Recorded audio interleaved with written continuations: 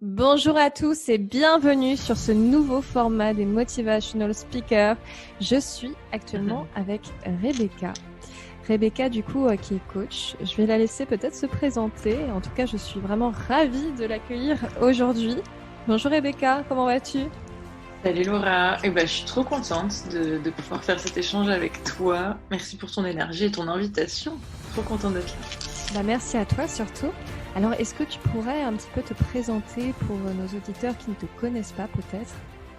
Ouais, toujours un exercice challengeant pour moi, la synthèse de qui es-tu. Je vais commencer par ce que je te disais juste avant. Je fais de la comédie musicale improvisée. J'ai 29 ans, j'adore le fromage.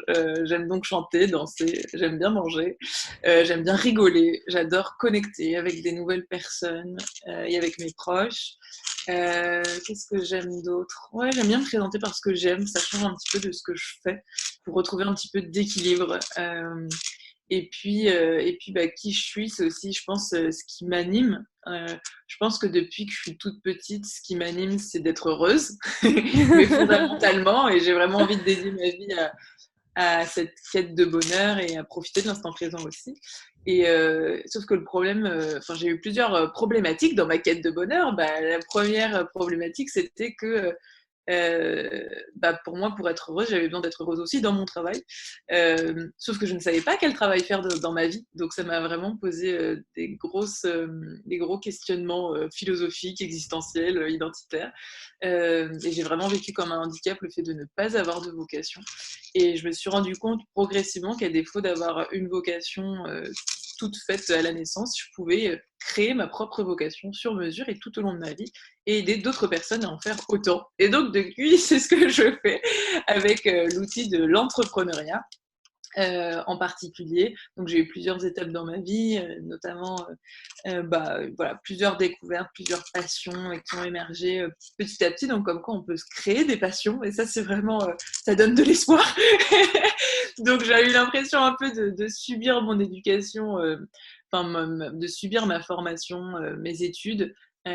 Jusqu'au moment où j'ai découvert une association humanitaire et où je me suis dit ah c'est génial, je peux contribuer au développement des autres. Donc ça a été vraiment un premier déclic pour moi. Et puis ensuite, j'ai découvert l'entrepreneuriat social et ça a été un deuxième déclic pour moi. Et j'ai décidé de cofonder une association qui s'appelle le Noise pour aider d'autres personnes à trouver du sens dans l'entrepreneuriat social et à innover dans leur éducation. Et ensuite, j'ai trouvé voilà, plusieurs autres passions, dont le développement personnel et professionnel. Je me suis moi-même faite coacher. Bref, il y a eu plein de rebondissements, mais globalement, je suis toujours en quête, en fait. Je pense que c'est le message que j'ai envie de faire passer, c'est que la quête de la vie idéale, la quête du job idéal, la quête de soi, la quête de sens, pour moi, c'est une quête de vie, en fait. Et donc, j'apprends aussi à me dire que je ne trouve pas ma vocation, mais je la crée par étapes. Et il y a eu plusieurs étapes dans ma vie qui ont été fortes. Et là, je suis dans une étape plutôt entrepreneuriale, après avoir été diplômée en entrepreneuriat, après avoir accompagné les premiers pas d'entrepreneurs du changement dans la Startup Social Ticket for Change et dans l'école de commerce ESCP Europe. Maintenant, je vole de mes propres ailes en tant qu'entrepreneuse et à nouveau des challenges, à nouveau des questionnements, à nouveau des doutes, à nouveau des moments down et j'apprends que c'est ok et que je suis pas la seule et que en fait j'essaye aussi d'être la plus authentique sur mes réussites pour me valoriser et en même temps sur mes galères pour être humaine et vulnérable comme on peut tous et toutes l'être. Donc voilà, et de façon très concrète, et ben aujourd'hui, j'accompagne d'autres entrepreneuses et actrices de changement comme moi, qui sont comme moi en quête de sens, de confiance et de liberté. Et je les accompagne à gagner du temps, de l'énergie et de l'argent pour créer une carrière qui soit à la fois épanouissante, utile aux autres et rémunératrice. Euh, et du coup, je capitalise sur toutes mes expériences, toutes mes connaissances pour pouvoir les accompagner à la fois avec plusieurs casquettes en fait, à la fois avec ma casquette de coach plutôt dans la maïeutique, les aider à accoucher de qui elles sont, de mieux se connaître pour faire des choix qui leur ressemblent, et à la fois avec une casquette de formatrice où là j'aime transmettre des choses, partager des connaissances pour pas avoir à réinventer la roue et partager des outils, des méthodes qui fonctionnent et qui peuvent les aider à avancer et les guider et les structurer, et en même temps avec des casquettes de facilitatrice quand je suis dans des groupes pour permettre à chacune de trouver sa place et de promouvoir un peu cette sororité, cette solidarité féminine pour pouvoir, avec l'effet miroir, se porter les unes les autres, se soutenir les unes les autres. Et puis, une casquette d'autrice aussi, où j'ai eu à cœur de partager mes expériences, mes apprentissages dans le cadre d'un livre qui s'appelle 10 étapes pour prendre la parole en public, que j'ai coécrit avec Laurent Trèves aux éditions Studirama. C'était une sacrée épreuve. Ma psy s'en souvient encore. D'accord, pourquoi? Ouais, ça a été syndrome de l'imposteur plus. Qui suis-je pour écrire un livre? Qu'est-ce que j'ai à partager que les gens ne savent pas déjà? Et en même temps, j'en suis sortie très très forte parce que renforcée dans ma confiance en mes capacités à transmettre, à être une experte d'un sujet, à me sentir légitime, à avoir des tarifs honorables sur des sujets dans lesquels je me sens à la hauteur. Donc voilà, c'est ça aussi. En fait, moi, j'accompagne aussi sur ces syndromes de l'imposteur, les manques de confiance et tout. Et parfois, j'ai tendance à me dire, bah voilà, parce que moi, j'ai confiance en moi, alors je peux transmettre. Mais de plus en plus, j'assume que moi aussi, je manque de confiance et que moi aussi, j'ai le syndrome de l'imposteur. Et qu'en fait, encore une fois, la quête de confiance, c'est la quête d'une vie. Et qu'en fait, j'apprends plus à vivre avec ma quête de confiance et avec mon syndrome de l'imposteur et à pas les laisser me freiner dans la vie, mais à toujours dépasser mes peurs, me dépasser moi. Et je pense que c'est ça le plus important en fait, c'est de continuer à avancer, à chercher, à croire en soi, même si on ne sait pas tout, même si on doute de soi, même si on ne sait pas exactement où on va, et d'accepter qu'en fait c'est ça le chemin de la vie et que c'est ok et que c'est humain et qu'on mérite quand même des beaux projets, on mérite quand même le meilleur, même si on est imparfaite et même si on a encore plein de choses à apprendre. Et c'est ce qui fait que la vie est chouette, c'est qu'on a plein de choses à apprendre et qu'on peut évoluer et changer. Donc voilà. Et ma dernière Ok. casquette, c'est conférencière, pareil, gros, qui vient vraiment illustrer cette idée de dépasser ses peurs, parce que il y a des personnes qui adorent prendre la parole en public et pour qui c'est facile. Moi, je fais partie de la deuxième catégorie, des personnes pour qui c'est pas toujours facile et qui ont le ventre un peu à l'envers avant, mais qui pour autant sont portées par le message, par l'importance de déjà valoriser sa parole à soi, parce que chaque voix compte, et la mienne comprise, et la tienne comprise, et celle qui nous écoute aussi. Et puis du message, quoi, de la finalité, de pouvoir communiquer des messages, fédérer des gens autour de causes, etc. Donc, je fais partie de la catégorie des gens qui ont envie de faire bouger les choses par le biais de la prise de parole, mais ça vient travailler beaucoup de choses chez moi, la peur de déplaire, la peur du jugement, la peur de plein de choses. Et donc, pour moi, la prise de parole, c'est une façon de me dépasser et de pas laisser mes limites me limiter, mais de devenir toujours plus libre et de libérer de plus en plus ma voix et mes messages. Donc je dirais que c'est à peu près ma dernière casquette. À l'époque, je me considérais beaucoup comme slasheuse avec pas mal de métiers différents qui au fond sont tous autour de la transmission, l'écoute, l'accompagnement. Mais voilà, j'accorde beaucoup d'importance à des postures différentes parce que pour des questions de responsabilité et d'éthique professionnelle, on n'accompagne pas les mêmes personnes de la même façon sur les mêmes sujets. Et en fonction du besoin, c'est important, je trouve, d'adapter sa posture. Ok, super. Je te remercie beaucoup pour tout ça. Et je pense que c'est important de rappeler aussi que sur la partie conférencière aussi, tu avais fait un TEDx et tout. Tu as quand même fait des très gros événements hein, sur cette partie-là. Ouais, t'as dit que merci. Ouais, t'as raison. Et c'est vrai que j'en suis assez fière parce que aussi j'ai failli le refuser, t'as dit D'accord. par peur de pas être à la hauteur. Pourquoi moi et que j'ai appris après coup que j'étais pas la seule à penser refuser des opportunités, d'être mise en avant, d'être entendue. Notamment, j'ai eu une anecdote du fondateur de TEDx Paris, je crois, qui avait créé un autre événement du même type, qui venait sur scène en début d'événement. Ça change du Covid, on n'a plus l'impression que ça se fait, mais à l'époque, ça se faisait. Et qui venait, qui souhaitait la bienvenue et qui commençait par s'excuser que l'événement ne serait pas à parité. Que les conférenciers et conférencières ne seraient pas à parité, mais que ce n'était pas une intention de sa part, mais qu'à chaque fois que régulièrement, je ne voudrais pas généraliser, mais que régulièrement, quand il sollicitait une femme pour intervenir, cette femme se disait pas légitime, pas experte du sujet, et elle le renvoyait vers quelqu'un d'autre de plus expert sur le sujet, et cette personne est un homme, systématiquement. Ouais. Et donc, ça vient retoucher des sujets que j'ai appris à découvrir pour moi, à découvrir pour mes clientes, qui est notre nature et culture de femme qui peut parfois, et de un, nous autocensurer, et de deux, nous censurer, et les plafonds de verre, et plein d'autres choses. Et donc, voilà, j'ai découvert que j'avais aussi des autocensures qui pouvaient être liées à mon genre féminin, qui pouvaient être liées au fait d'appartenir à une minorité, qui pouvaient être liées à plein de choses, au fait de venir de banlieue, j'en sais rien, il y a plein de choses qui peuvent expliquer, mais en tout cas, être femme, ça fait partie de mon identité, ça fait partie de mes forces, mais ça peut faire partie aussi des limitations que j'ai intégrées. Et donc, je suis vraiment fière d'avoir accepté de faire ce TEDx, vraiment fière d'avoir accepté de le faire parfaitement. J'ai beaucoup de mal à le regarder, le TEDx, parce que je vois tout ce qui ne va pas, et en même temps, je me sens énormément portée, parce que j'ai eu énormément de soutien, des messages de personnes du monde entier qui m'écrivaient pour me dire que ça les avait touchés, qu'eux aussi se sentaient capables de prendre la parole, enfin, il y a eu, enfin, voilà, aussi l'impact de la prise de parole et des podcasts comme le tien et des vidéos, c'est que vraiment ça peut toucher des gens, ça peut changer des vies, parce que les gens, il suffit parfois d'une petite phrase et hop, ça les connecte à leur puissance et hop, ils changent leur vie. Il y a eu vraiment des retours, c'est un talk de 12 minutes, et des gens qui me disaient ouais, voilà, du coup j'ai posé un an pour pouvoir arrêter mon travail et puis pouvoir faire ma life suite à Stadix. Je suis en mode what, Génial.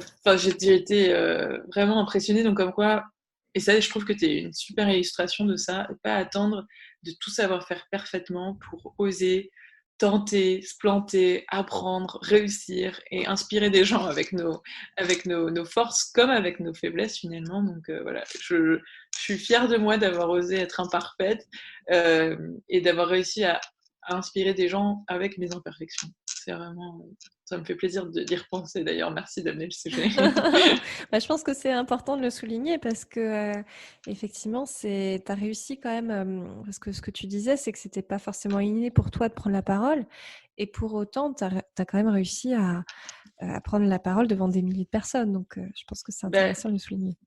et c'est ça qui est un peu paradoxal, c'est que au fond de moi, je pense que j'ai vraiment du potentiel. Et notamment, tu sais, on parle des talents, qu'on voit des signes de nos talents dès l'enfance. Et j'avais retrouvé un bulletin de genre collège où une prof écrivait en commentaire excellent travail, mon petit soit parfait, bon élève. En revanche, ce serait bien que Rebecca arrête de prendre la parole en cours pour défendre ses camarades. Et c'est juste trop drôle, quoi, parce que du coup, des petites, des jeunes, je prenais la parole, en fait. C'était déjà quelque chose d'important pour défendre mes valeurs, pour défendre mes projets, pour défendre... là, c'était sûrement des valeurs de justice, de solidarité, de je ne sais quoi d'autre. Et en fait, donc je pense que j'ai ce potentiel, et que parfois notre potentiel, il est sous des couches et des couches Exactement. de freins, de limitations, de croyances limitantes, de peurs, tout ça. Et du coup, j'ai aussi envie de déployer mon potentiel en enlevant tout ça, et aussi en assumant que c'est ma façon de prendre la parole, que c'est mon style d'oratrice, de changement, et que j'ai pas à rentrer dans la case. Souvent, c'est des hommes qui prennent la parole en fait dans les médias, dans tout. Mm. C'est du coup, on l'a vu, hein, et à la fois des censures extérieures et des censures intérieures, et une culture et un monde patriarcal, etc. Mais du coup, d'assumer que ce sera mon genre, avec des bégaiements, avec des bascules. Souvent, je bascule comme ça. Enfin, voilà. Et en même temps, des forces où souvent on me dit que j'ai une super énergie, que les gens peuvent être inspirés, etc. Et au final, mais heureusement que je l'ai fait, vu l'impact que ça a pu avoir. Heureusement que j'ai mis mon ego de côté et si je me plante, et les gens, qu'est-ce qu'ils vont penser de moi. Et heureusement que je me suis laissée porter par et si ça pouvait aider des gens, et si je pouvais y arriver.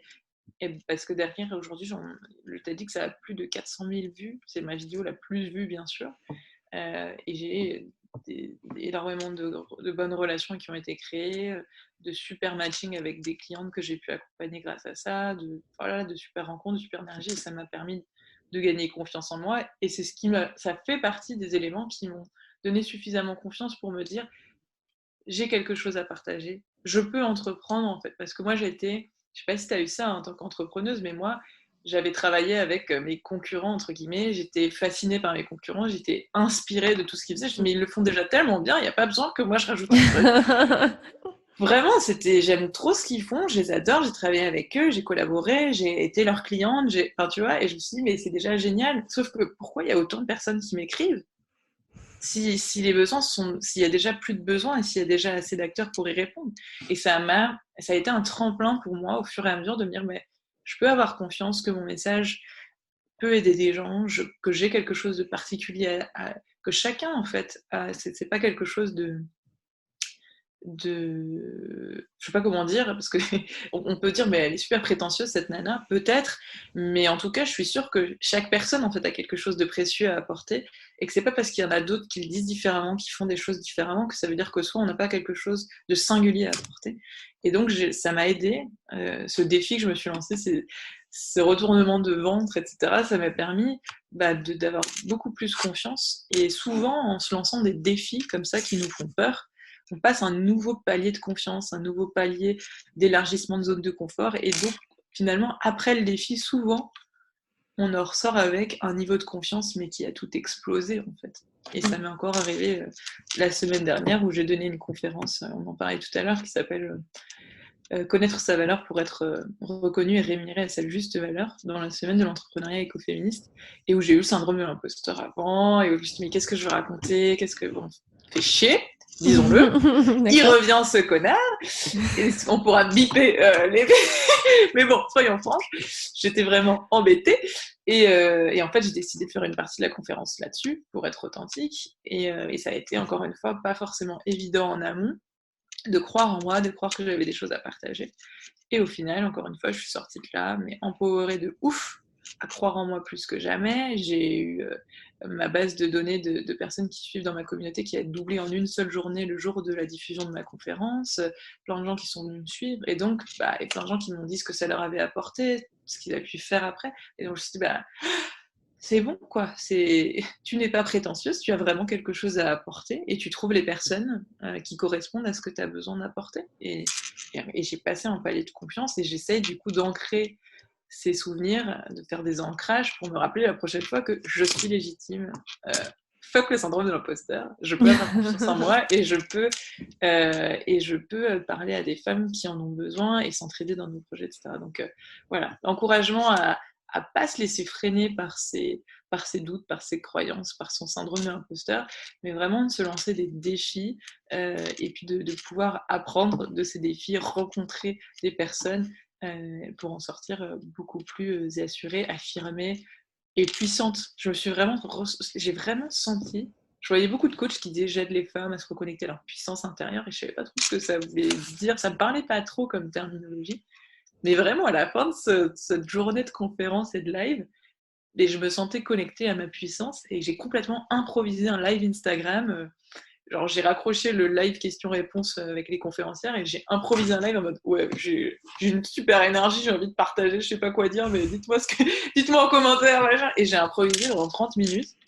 Et j'étais juste connectée à moi, et peu importe en fait si ça intéresse pas les gens, peu importe si j'ai pas l'air intelligente, ou si les gens m'aiment pas, j'étais juste moi-même, et j'avais envie de parler, j'avais envie de partager, je sentais que j'avais des choses à partager, et j'ai partagé. Et c'est tellement agréable de se reconnecter à sa puissance, et plus je me connecte à ma puissance, plus les autres connectent à leur puissance, plus moi je me libère, plus les gens autour de moi se libèrent. Bien sûr, c'est un miroir, c'est ça. Et dans les commentaires, il y avait des femmes qui répondaient ça me donne trop envie de partager, la semaine prochaine je vais faire ça. Et je me suis dit, et pourtant, j'ai pas eu l'impression de dire des choses concrètes, de pas dire allez-y, voilà comment se lancer pour partager. J'ai pas eu un tuto pour former tout, juste j'étais dans une énergie qui a été communiquée en mode ah ouais, moi aussi j'ai envie d'avoir cette énergie, allez, j'y vais, quoi. Donc c'est aussi sur tout ce qui est invisible, les énergies, ça joue énormément. Donc ça permet aussi un peu lâcher cette idée de j'ai besoin de connaître des trucs de ouf pour pouvoir être utile aux gens. Parfois, c'est aussi juste une énergie, un dynamisme, un optimisme, de la motivation, de l'inspiration. C'est pas toujours concret, rationnel, factuel. Voilà, c'est c'est une expérience qui est beaucoup plus riche, quoi. Oui, tout à fait. C'est très intéressant ce que tu dis, notamment sur toutes les stratégies un petit peu d'auto-sabotage qu'on peut mettre en place. Moi, je sais que je les avais aussi en étant, on était, enfin, disons que moi maintenant, je me suis spécialisée sur l'hypersensibilité, mais et sur les problématiques de communication. Mais c'est vrai qu'en communication orale, on voit énormément ces problématiques. Moi, je me disais, bah, finalement, les leaders, c'est que des hommes, quoi. Où il y a qu'un leadership masculin et en entreprise, moi, je me disais, mais finalement, euh, là, je suis que sur mon énergie masculine, en fait. Je suis que sur la partie yang, tu sais, très dans la force, dans la conviction, dans comment dire, dans l'action. Mais à un certain moment, tu arrives à un stade où tu dis, ah bah, en fait, ma partie yin, là, ma partie plutôt féminine, elle est plus là, quoi. Ouais. Je l'avais Oui, parce totalement mise au que placard. et moi aussi, je Ouais. comprends. Je comprends parce que moi aussi, et c'est ce qui m'a conduit à frôler le burn-out, et c'est ce qui m'a Mm. conduite à prendre la parole au début avec des conventions masculines. C'est ce qui C'est m'a ça. conduite à beaucoup de comportements dans mon énergie masculine, ce qui n'est pas un problème en soi. La problématique, c'est de n'être que dans son énergie masculine. C'est ça. Euh, Il n'y a pas parce d'équilibre, que, finalement. exactement, c'est qu'en fait, j'estime que chacune et chacun a besoin d'équilibrer ses énergies masculines et féminines. Qu'on soit un homme et une femme, on a tous et toutes des énergies masculines et féminines. Et qu'en fait, dans un monde patriarcal et capitaliste qui valorise beaucoup l'énergie masculine, qui est mené par beaucoup de leaders hommes, Masculin. je veux dire Oui, bien masculins, sûr. mais Ou hommes. sur une énergie masculine, parce que des fois, c'est des femmes aussi, mais qui Exactement. sont branchées sur leur énergie uniquement masculine. Et puis, alors que finalement, c'est vrai que quand tu vois des leaders qui sont sur l'énergie féminine, bah, t'en vois pas beaucoup, en fait, en réalité. Ouais, c'est ça. C'est ça. Et même, encore une fois, même moi, en tant que femme, j'ai été branchée dans mon énergie masculine. J'ai pu mener des collectifs sur des énergies masculines. J'ai pu ensuite rééquilibrer mes énergies et voir ce que ça faisait de l'idée un collectif en équilibrant les énergies. Et c'est une de mes meilleures expériences à coexister Paris-Nord. Ça a été incroyable, vraiment un cadeau. Euh, mais effectivement, de pouvoir équilibrer ce qu'on entend par énergie masculine, c'est principalement le faire, en fait, l'action, et l'énergie féminine, plutôt l'être, recevoir, plutôt que faire, donner, prendre soin de soi, se reposer, être connecté à son intuition, être dans la loi d'attraction, la visualisation, la méditation. Et en fait, c'est des énergies qui sont beaucoup moins valorisées dans notre société patriarcale, capitaliste, et qu'on a besoin de rééquilibrer, qu'on soit femme ou homme, euh, et qui est un travail en fait. Mais on l'apprend. Enfin, ouais, je ne l'ai pas appris à l'école personnellement, je l'ai pas appris. Enfin, je l'ai appris assez tardivement en fait, et c'est d'ailleurs aujourd'hui des énergies que je travaille à accompagner, à rééquilibrer ça. Moi, je travaille beaucoup avec des femmes comme moi euh, qui ont euh, qui ont subi des épuisements professionnels, hyperactives, euh, voire même slasheuses. C'est quoi l'autre terme? Multipotentiel, peut-être? Merci, ouais, c'est ça, multipotentiel. Voilà, énormément dans l'action, qui traduit aussi un manque de confiance, parce que moi, pourquoi j'étais autant dans l'action, c'est parce que je voulais prouver ma valeur, je voulais prouver que je savais faire, je voulais prouver que j'étais une bonne salariée, que je méritais mon salaire, que je méritais d'être aimée.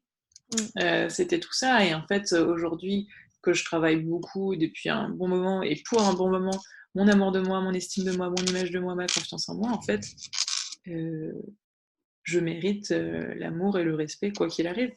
Peu importe ce que je fais, en fait. Je suis une humaine et chaque humain mérite l'amour et le respect. Donc, forcément, j'ai moins de choses à prouver et je fais les choses beaucoup moins.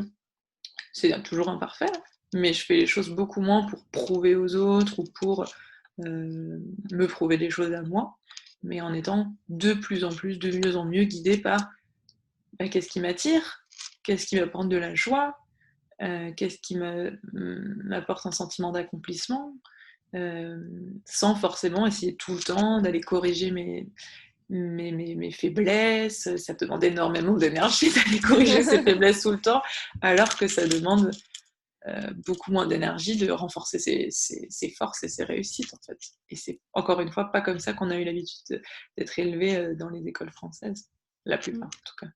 Est-ce que c'est pas un équilibre quand même? Parce que si tu as, comment dire, si tu as quand même des blessures qui sont très très présentes, est-ce que elles reviennent pas au galop de manière récurrente? Et à un certain moment, si tu les désamorces pas, ça peut être un peu Ouais. problématique, non? Ouais, je suis d'accord avec toi. J'ai beaucoup réfléchi, travaillé, étudié, recherché sur la question des talents qui me passionnent. Et en fait, moi, avant, vu que je suis perfectionniste sur les bords, et pas que sur les bords, j'avais tendance à toujours vouloir travailler ce qui n'allait pas chez moi, les trucs où j'étais nulle, où j'étais moins bonne. Dans mon travail, c'était la logistique, par exemple. C'était un peu ma bête noire.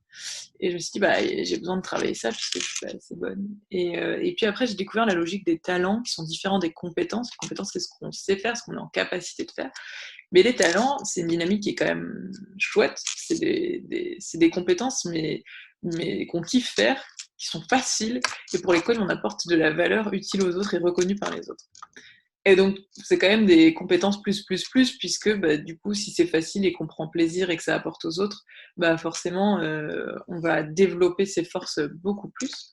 Et je suis tombée dans le travers, j'avoue, je m'en rends compte depuis récemment, enfin, avec la rétrospective, dans le travers de du coup, ok, bah, je vais me focaliser que sur mes talents, que sur ce qui va bien. Et je pense que dans mon dernier poste salarié, j'ai vraiment réorienté mon poste autour de ce qui me faisait plaisir, etc. Et je pense que ça a été un peu extrême. Je m'en suis rendu compte progressivement. Euh, et dernièrement, avec un de mes formateurs et mentors, David Lefrançois, duquel j'ai été certifiée d'Institut des neurosciences appliquées, que je recommande, que j'aime beaucoup, qui m'a appris beaucoup, je me suis rendu compte en fait de l'équilibre, encore une fois, à trouver entre les deux. Et j'ai bien aimé l'idée d'en fait de travailler à 80% sur ses forces et ses talents et à 20% en fait sur ses qualités inverses. Je sais plus si c'est 80 ou 70, mais vous avez compris l'idée, quoi. En grande partie, dédier son énergie, son temps, ses sources de revenus à ses talents, et en minorité à 20% de travailler sur ses qualités inverses. Et qualités inverses, c'est pas exactement les défauts, les faiblesses, c'est en fait tous les points de blocage qui peuvent nous empêcher de développer nos forces. C'est ça, ouais. Et c'est un petit peu différent. Et on n'a pas du coup besoin d'être bon partout, tu vois. C'est comme par exemple apprendre à lire, apprendre à écrire. Bah, on a beau pas forcément adorer ça peut-être, bah, ça peut valoir le coup d'apprendre pour pouvoir se débatouiller dans la vie et pour pouvoir, etc. C'est un peu, tu vois, avec du recul, c'est un peu, je pense, pourquoi je me suis pas épanouie dans mes études, mais à défaut de motivation, c'est ma persévérance qui m'a vraiment permis d'aller jusqu'au bout. Et j'ai vraiment senti que avoir un diplôme, c'était pour moi une réassurance de me dire, ok, maintenant j'ai mon diplôme de Dauphine, maintenant je peux faire ce que je veux. Et j'ai même fait une école de coaching qui n'est pas reconnue par l'État parce que je me suis dit, écoute, moi je veux juste que ça m'apporte, que ce soit reconnu par moi, que ça m'aide moi et que ça aide mes clients. Et au final, mon école de coaching, en plus, était reconnue par l'État de façon rétroactive après. Donc, comme quoi, voilà. Donc, C'est juste, c'est super intéressant ce que tu me dis parce que moi, je me reconnais beaucoup dans ton parcours, hein. J'ai fait aussi l'EDEC, une école de coaching qui n'est pas forcément certifiée RNCP, mais bon, j'ai envie de dire, j'ai choisi pareil que toi l'efficacité envers mes clients plutôt que voilà. Et il y a cette idée, en fait, c'est comme, moi je ressentais, je sais pas si pour toi c'est pareil, mais comme un chemin tout tracé. Au finalement, quand tu rentres dans une grande école, etc., tu te dis oui, il faut que je fasse ça, ça, ça, que j'aille en conseil, que je travaille en entreprise, que machin, que truc. Et finalement, quand tu arrives dans le coaching, tu te dis bah en fait c'est un peu comme si j'avais dévié en réalité, comme si ok, je sors de ce qui a été construit, de ce qu'on voulait pour moi, pour arriver dans une voie qui est vraiment la mienne en fait. et ben, c'est hyper intéressant comme point de vue et comme parcours. Je sais que c'est le cas de énormément de gens. Énormément de gens. Je me reconnais pas, moi, dedans, en fait. Moi, je suis plutôt le profil qui s'est toujours posé la question. C'est-à-dire Bah, depuis que je suis toute petite, je me demande qu'est-ce que je veux faire de ma vie. Depuis toute Ouais, petite, je sais que je veux pas faire comme mes parents, mais je sais pas ce que je veux faire, en fait. Et ok. pour autant, mes parents sont médecins et c'est un métier que je trouve absolument fabuleux et remarquable et j'aurais aimé être médecin même, mais c'est pas mon cas. Et j'ai su très tôt que je voulais pas être médecin, mais je ne savais pas ce que je voulais faire. Mes parents m'ont pas, mes parents auraient aimé que je sois médecin, mais ils m'ont jamais forcé ou trop influencé. Mais du coup, j'ai été libre.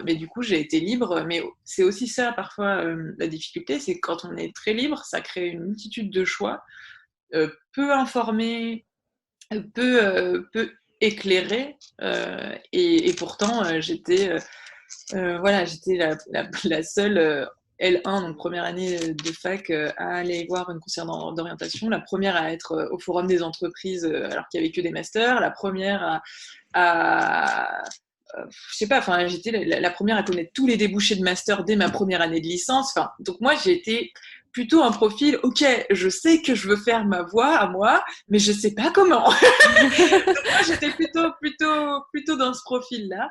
Et du coup, j'ai plutôt été en frustration de voir tout le monde suivre la voie toute tracée et de me dire, mais en fait, j'ai un problème ou quoi? Je comprends pas. Personne n'aime ce qu'on est en train d'étudier, mais ça pose de problème à personne. Et moi, je suis en train de déprimer, de me Mm, sentir seule, de me mm. sentir inutile, de me sentir nulle, etc., etc. Enfin, vraiment, je me suis sentie nulle. J'avais des moins bonnes notes en plus. Je trouvais ça très dur. Bah forcément, en plus, quand on n'est pas à sa place, bah, c'est très très difficile. Donc j'ai eu Mm. beaucoup de mal dans mes études. Jamais eu de rattrapage. J'optimisais quand même mon travail. Mais voilà, ça a été très dur. Donc moi, j'étais plutôt en mode, mais comment ça se fait que personne n'aime, mais que les gens le vivent bien et pas moi? Donc il y Ouais. a aussi des vertus hein, à pas trop se poser de questions. Moi, j'étais à beaucoup me poser de questions très très jeune. C'est mon côté coach aussi, hein, donc ça me va, mais sans forcément trouver les réponses. Mais je les ai cherchées et c'est aussi ça où j'essaye un peu de changer de ce truc de il faut absolument trouver sa voie, etc. Mm. Bah, moi, j'ai cherché ma voie et je l'ai créée par étapes et j'estime que c'est chacune des étapes qui me rapproche de qui j'ai envie d'être, qui j'ai envie C'est de ça. devenir et que j'essaye maintenant de voir chaque étape comme une étape utile, même si parfois il y a des frustrations. C'est encore le cas aujourd'hui, j'ai encore des frustrations dans mon job, même si je me sens très alignée, très passionnée, très reconnaissante, très plein de choses. Parfois, j'envie d'autres personnes, parfois, je sens qu'il y a des choses qui pourraient être mieux, parfois. Enfin voilà, et peut-être, enfin voilà, et c'est complètement ok. Et j'ai envie de construire ma vie comme ça par étapes. Et je suis sûre que le fait d'être passé par cette voie toute tracée, peut-être toi, ce sentiment-là, bah, c'était le chemin pour toi, tu vois. Parce que ça a été des choix plus ou moins conscients qu'on a fait, tu vois, mais c'était peut-être de ça dont on avait besoin. Peut-être que toi, tu avais besoin de ne pas te poser trop de questions pendant cette première phase. Peut-être Et que. pourtant, je m'en posais pas mal aussi, mais tu Ouais, sais, je pense que tu as beaucoup de choses qui sont en jeu. Des fois, tu as un besoin de reconnaissance, un besoin. Moi, je viens de banlieue comme toi, donc j'avais aussi ce besoin-là de me dire, vas-y, je vais m'élever dans la société, etc. super. Sauf que, et effectivement, hein, je suis arrivée à la Caisse des dépôts, à la direction générale, à des choses quand même qui étaient. Voilà. Sauf que quand tu Trop arrives bien. là, à un certain moment, tu dis, bon, c'est quoi la suite? Est-ce que là, je continue à suivre des ambitions, mais en fait qui ne sont pas les miennes, qui sont des choses qui correspondent à des valeurs sociétales, mais qui ne sont pas des valeurs qui sont inhérentes à ce que je suis, ou est-ce qu'à un certain moment, je vais bien finir par m'écouter? Et dans ce cas-là, c'est vrai que... alors toi, tu as eu ces réflexions-là, et je pense que c'est vraiment intéressant de les avoir tôt, parce que du coup, tu as déjà... Voilà. Mais bon, à un certain moment, j'ai l'impression que ça te rattrape. C'est que moi, je sais qu'on a mis sur mon chemin des choses. Par exemple, mon employeur qui a arrêté ma période d'essai, un moment où j'étais presque en Pas facile. burn-out, etc. Ouais. Et quand tu as toujours été bon élève, tu arrives face à ça, tu te dis, mais attends, mais qu'est-ce qui se passe? J'ai loupé le coche. C'est pas comme ça que ça devrait se passer. Et Ouais, c'est c'est là dur. où ça t'amène justement à te poser les bonnes questions en te disant, bon, bah maintenant, peut-être qu'il serait temps que je commence à m'écouter un petit peu. Ouais. Et franchement, déjà, tu vois, le fait d'identifier que tu avais un besoin de reconnaissance, bah, c'est énorme, tu vois. Parce que c'est un besoin humain et que c'est important. Enfin, tout le monde a besoin de reconnaissance et c'est Mm. peut-être ce qui a été prioritaire et conscient à ce moment-là et c'est top. Et moi aussi, je me suis pas assez écoutée. Et moi aussi, j'ai frôlé le burn-out. Et moi aussi, j'ai eu besoin d'apprendre les choses parfois dans la Oui, douleur et c'est j'avais pas ça. conscience de ce qui était prioritaire. Mais en même temps, c'est des expériences de vie qui nous Oui, permettent de prendre conscience de ce qui est fondamental pour nous et ce qui est accessoire, tu vois. Bah, finalement, être reconnu dans une grande structure, est-ce que c'est accessoire, est-ce que c'est prioritaire? Et puis, tout à et fait. puis l'ordre change, tu vois. Moi, Bien j'ai eu des sûr. moments où j'étais entrepreneuse, où parfois je me suis demandé, mais est-ce que j'ai envie de redevenir salariée? Parce qu'il y a eu des moments où ça a été dur, pendant le Covid, Mm. ça a été dur, il y a des moments où j'ai pas le moral, il y a des moments où je doute, il y a des moments où il y a des moments durs et il y a des moments où je me dis, bah, et c'est complètement OK. Enfin, il y a Bien pas sûr. de c'est pas le Graal en soi d'être entrepreneuse, c'est le Graal si c'est ce que je veux et c'est pas le Graal d'être dans une grande entreprise si c'est pas ce que je veux. Enfin voilà et donc comme tu disais, de pas suivre une ambition qui est pas la nôtre, mais de développer sa conscience de ce que sont nos critères de réussite et d'ambition à nous, pour Mm. avoir de plus en plus conscience des choix qu'on a envie de faire et pour pouvoir cheminer dans nos capacités à les faire parce que Ouais. on peut très bien se dire ah bah j'ai envie d'entreprendre. Je me le suis dit finalement assez tôt, mais j'ai mis 5-6 ans à me lancer parce que j'avais besoin de ce temps, d'apprendre des meilleurs dans d'autres groupes, j'avais besoin de gagner confiance en moi pour être capable de me lancer seule alors que j'attendais l'équipe idéale et tout. Bah, j'ai réussi à me lancer seule. Au final, on n'a pas forcément besoin d'une idée, on n'a pas forcément besoin d'une équipe, on n'a pas forcément besoin d'un capital, on a surtout besoin de confiance en soi. Mm. Et ça, je m'en suis rendu compte. Donc je me dis que chaque étape est personnelle et chaque étape est sûrement pour le mieux. Euh, et il n'y a pas de jugement. Enfin, je pense que c'est super important Mm. d'être indulgent avec soi C'est tout à euh, fait ça. sur le fait que on chemine quoi. Enfin, Oui, mais personne n'est exactement. devin, on sait pas. Enfin, pour moi, c'est le chemin d'une vie que de savoir qui on est, ce pourquoi on est fait, ce pourquoi on est en vie. Enfin, et Mm. donc que chaque étape nous permet de clarifier ce qui est bon ou pas pour soi, là où on est doué et ce qu'on a envie de partager au monde. Donc d'avoir peut-être de l'indulgence voilà, par rapport au fait que voilà, j'ai choisi des études qui ne m'ont pas passionnée, par le fait que je me suis épuisée au lit. Depuis le lycée, je dormais 3 heures par nuit, j'étais une zombie.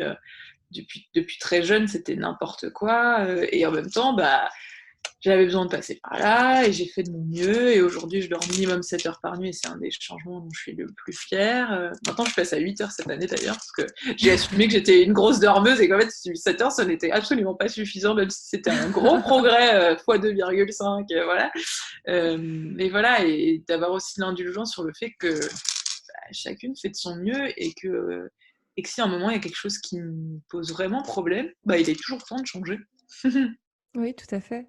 Oui, c'est très intéressant ce que tu dis, c'est que finalement, si je résume un petit peu, qu'il n'y a pas de bonne ou de mauvaise situation, de bonne ou de mauvaise expérience, pas enfin voilà, qu'une expérience est plus ou moins agréable, mais que dans tous les cas, ça nous apprend finalement et que ça nous fait passer aussi à l'étape d'après, quoi, en gros. Mm. Ouais, et c'est plus facile à se le dire quand on est dans une étape de vie qui est confortable, qui est agréable, où ça se Ça, passe c'est bien. sûr. Et on a moins envie de se le dire quand ça va moins bien. Je pense aussi aux situations amoureuses, les situations de couple aussi. Mais pourquoi là ça se passe pas bien? Pourquoi je trouve pas de copain? Pourquoi le copain avec qui je suis ça se passe pas bien? Enfin, c'est pas chaque expérience est là pour nous apprendre sur nous et pour nous. Enfin voilà. Et Ça du me coup c'est rappelle, super important. ça me rappelle la phrase d'un ami qui habite pas très loin d'ailleurs de là où je suis, qui m'avait dit à un moment où je me sentais au bout de ma vie, où je pensais arrêter justement l'entrepreneuriat aussi. Je pense qu'on a eu tous des phases comme ça, de se dire Ouais. ah, là j'en peux plus, je vais Bah ouais. arrêter, etc. Et c'est normal. Et qui m'a dit cette phrase mythique, il m'a dit mais tout passe. Mm. Tout passe, que ça soit une rupture amoureuse, que ça soit des moments de bas. Quand on a des moments de bas, en général, on va avoir le moment de haut aussi derrière. C'est vrai. C'est vrai, c'est vrai, c'est vrai. Ce qui nécessite parfois un petit peu de patience, un petit peu de persévérance, un petit peu de résilience et un petit peu de... Je sais pas trop ce que c'est, mais je me rends compte que moi, parfois, je fuis un petit peu le malheur, la douleur, la souffrance. Et à force de vouloir chercher le bonheur, tu vois, j'ai peur d'être malheureuse, j'ai peur. Et souvent, en plus, en tant que coach en dev perso et tout, t'es heureuse, toi? Bah, ça dépend. J'ai envie de te Ouais. dire, ça dépend. Il y a des moments où je suis heureuse, il y a des moments où je suis triste, il y a des moments où je suis en colère, il y a des moments où j'ai peur, il y a des moments où j'ai honte.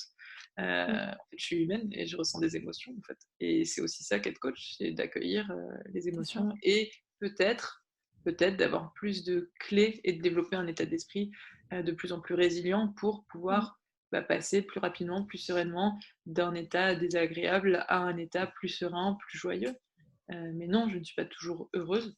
Euh, mais du coup, dans cette quête de bonheur, je pense que j'ai besoin aussi d'accepter les moments de souffrance Mm. et que comme tu dis, c'est sûrement des étapes en fait, tu vois. À plein de moments, d'ailleurs, quand je racontais des histoires tout à l'heure, plein de moments de souffrance ont été suivis par des moments de grande joie, de grand accomplissement. Donc souvent, mes souffrances, mes échecs sont souvent le lit de réussite, de force, de... Puis l'année dernière, l'année du Covid, a été une année sacrément symbolique sur ce sujet, quoi. Voilà, j'ai eu une première moitié d'année très compliquée émotionnellement, très compliquée dans le confinement, très compliquée économiquement, professionnellement. J'ai eu une crise de sens. Enfin, ça a été. Moi, franchement, j'ai été hyper agitée. J'ai remis en question mes activités, toute ma raison d'être. Enfin, voilà, une vraie crise de sens, encore une. Mais je pensais que c'était fini, mais non. Et en fait, c'est aussi pour ça que je suis authentique, quoi. Je vis ce que j'accompagne et c'est parce que j'arrive à les dépasser que j'apprends des nouvelles choses et que je suis encore plus légitime et que je me sens en tout cas de plus en plus légitime et outillée pour faire face à ces situations et pour accompagner des personnes dans cette direction. Et la deuxième partie de mon année a été beaucoup plus joyeuse, beaucoup plus abondante, euh, beaucoup de bonnes nouvelles. Enfin, j'ai vraiment beaucoup rebondi. Et voilà, et c'est pas, il y aura d'autres rebondissements, tu vois, il y en a déjà eu pas mal. Euh, mais voilà, et c'est comme ça que moi je pense fonctionner, c'est que quand je prends un coup, j'accuse le coup. J'ai besoin de temps. J'ai besoin de temps pour comprendre, pour analyser, pour mettre de la conscience, pour digérer, pour pleurer, pour être avec mes peurs. Voilà. Et ensuite, ça me prend un petit peu de temps. Mais ensuite, je passe à l'action, ensuite, je trouve des solutions, ensuite, voilà. Alors qu'il y a des gens qui vont tout de suite être dans le mode, et on l'a vu hein, dans le Covid, sur la façon dont les gens ont géré les choses, il y en a qui ont Mm. été dans l'action tout de Ouais, suite, c'est nanana, intéressant. d'autres dans le recul, c'est le fameux freeze, fight, et puis flee, Oui, oui, oui. tu vois. Les trois Soit tu réactions figes, émotionnelles. Ouais. soit tu fuis, Soit tu combats. toi tu combats. Et moi, j'ai pas été combattante au moment du Covid. J'ai été plutôt, je sais pas si c'est du freeze. Je sais pas trop dans quoi j'étais, mais c'est accepté aussi et que finalement on s'est compensé. Tu vois, j'avais des amis coachs qui ont tout de suite été en mode ok, on va faire des lives pour soutenir les gens, machin. Et moi, je suis en mode j'ai d'abord besoin de prendre soin de moi avant d'être en capacité de prendre soin des autres là tout de suite. Enfin voilà, voilà, et en même temps, je continuais à accompagner. Je voyais que ça se passait, c'était cool, voilà. Mais voilà, je prends soin de moi, ensuite je prends soin des autres. Et une fois que elles sont passées dans la dynamique de ouh là là, en fait, qu'est-ce qui se passe, machin, moi j'étais dans la dynamique de ok, c'est parti, crise de sens, sens au travail, équilibre de vie, faire face à l'incertitude, machin. Et moi là, et donc c'est rigolo comme, voilà, encore une fois, on se complète les uns les autres dans nos missions de vie, dans Mm. nos talents, dans nos rythmes, et tout est légitime, tout est OK. Et ce qui est intéressant dans ce que tu dis, c'est déjà prendre soin de soi. Et ça, je pense que c'est un message clé, vraiment prendre soin de soi avant de prendre soin des autres. Je pense que c'est essentiel de le rappeler, quoi, parce que c'est vraiment clé. Et oui, on en a bien besoin, surtout chez les femmes engagées, altruistes, comme on aspire à être et comme on est éduqué à être aussi, à prendre soin des autres, à être une future bonne maman et à faire plaisir à mamie, etc., et à faire plaisir aux autres. On peut avoir tendance à s'oublier au profit des autres, le fameux fait plaisir dans les messages contraignants et les injonctions qu'on peut intégrer. et donc se libérer de ces tyrans intérieurs pour être pleinement libre. C'est aussi ça la liberté, hein. C'est d'être soi-même et de laisser de côté les injonctions, les attentes. Et un symbole qui m'aide beaucoup par rapport à ça, dans les moments où j'ai tendance à oublier un petit peu, c'est le masque à oxygène dans l'avion. Mmh. C'est marrant, je C'est donne la même d'abord pour analogie. ouais. Tu veux la partager? Bah non, vas-y. En fait, tout simplement, dans l'avion, on nous recommande de mettre d'abord le masque à oxygène pour soi, avant de le mettre aux autres et aux enfants à côté. Parce que si soi-même on n'a pas d'oxygène, Ouais. comment est-ce qu'on peut s'occuper de l'enfant à côté de soi ou des autres ou être utile pour gérer le crash ou whatever en fait. Donc c'est d'abord j'ai mon oxygène pour pouvoir en partager avec les autres en fait. Donc j'ai d'abord mon énergie, d'abord je préserve mon énergie, j'en prends soin pour pouvoir partager mon énergie et mon don de donner aux autres ce que j'aime. Et ça nécessite d'avoir déjà des ressources pour pouvoir les partager. Donc ça se travaille, ça s'expérimente, ça se polie dans la durée. Yes.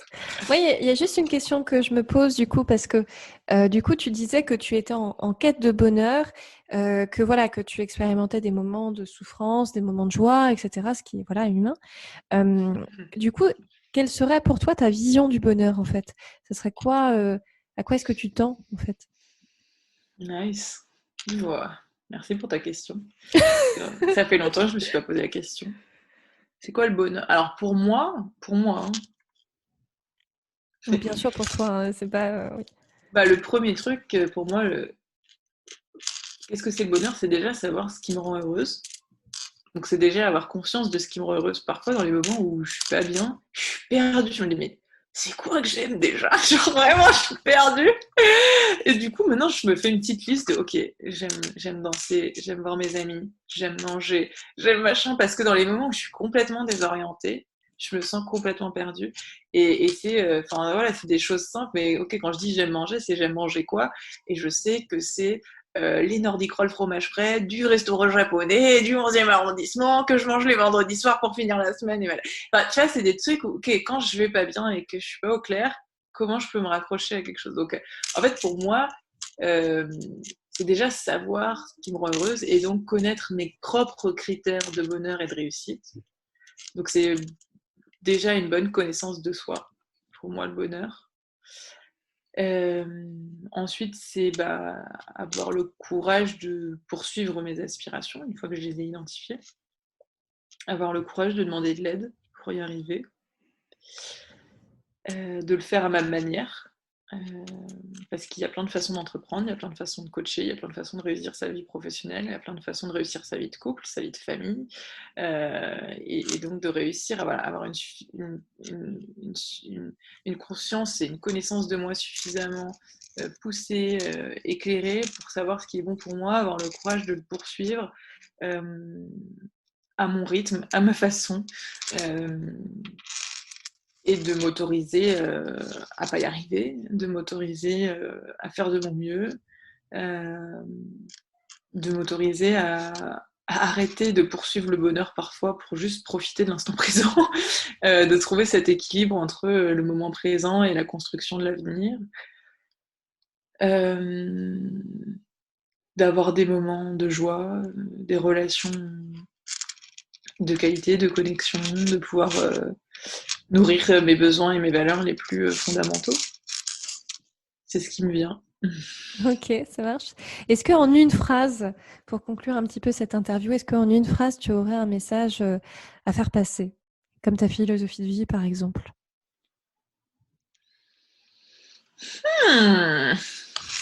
Ma philosophie de vie. Ou ça peut être un autre message d'ailleurs. Je vais essayer d'être intuitive et spontanée. Je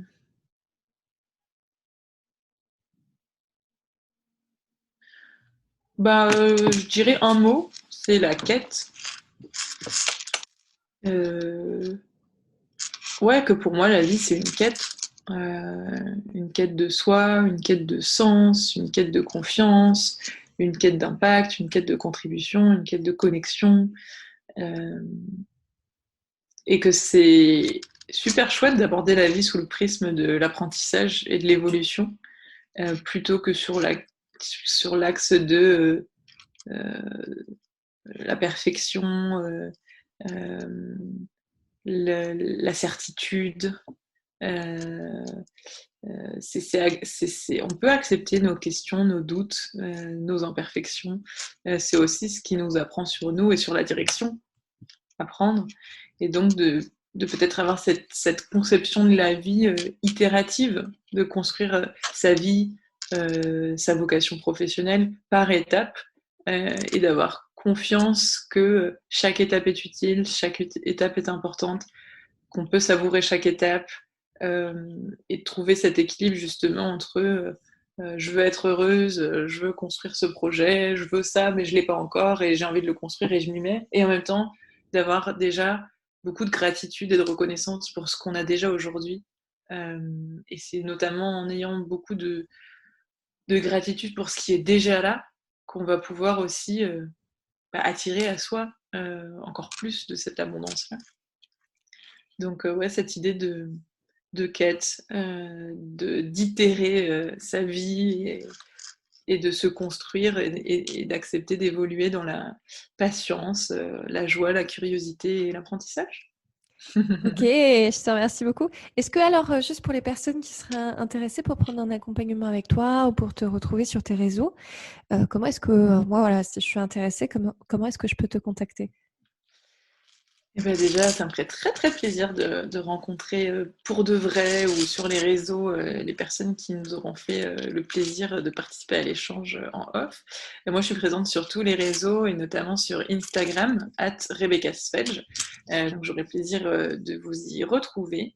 Et puis, plus globalement, vous pouvez aussi vous inscrire sur mon site internet où j'envoie en fait des informations régulièrement et un petit cadeau de bienvenue où j'explique un petit peu quand on a l'impression de ne pas avancer aussi bien, aussi sereinement, aussi rapidement qu'on le souhaiterait dans sa vie pro, dans ses projets entrepreneuriaux, comment est-ce qu'on peut faire pour retrouver du sens, de la confiance, de la liberté.